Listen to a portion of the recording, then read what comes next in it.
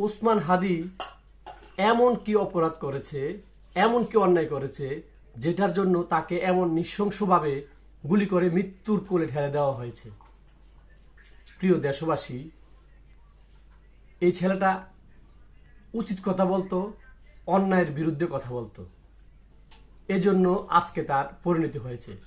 আমরা এখন থেকে প্রত্যেকে যদি নিজ নিজ জায়গা থেকে সোচ্চার না হই, অন্যায়ের প্রতিবাদ না করি, তাহলে আজ ওসমান হাদির সাথে হয়েছে, কাল আমি, আপনি, অথবা যারা এই জুলাই বিপ্লবের সাথে জড়িত ছিল তাদের জীবনও এমন হুমকির মধ্যে পড়বে।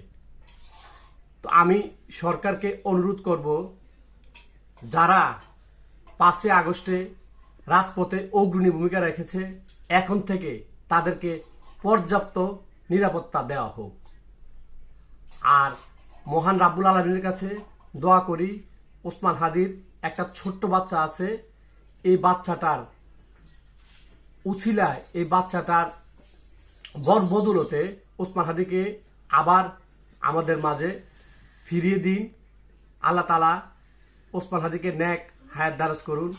আসলে একটা কথা বলে রাখি, আমরা ভোটের জন্য, ভোট পাওয়ার জন্য এমন কোনো কথা প্রতিপক্ষকে বলবো না যেটার জন্য আমরা আমাদের নিজের ব্যক্তিত্বকে হনন করি।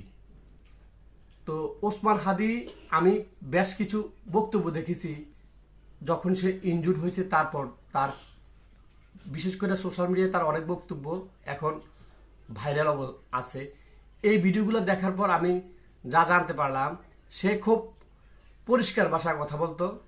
অনেকে বলছে যে গালি দিত, কোন জায়গায়, কোন স্পেসে, কোন বিষয় নিয়ে গালি দিত, সেটা আপনারা পুরো ভিডিও না দেখলে তার দেখতে পারতেন। আসলে আমার দেখা এখন পর্যন্ত বাংলাদেশে one of the best Osman Hadi ছিল।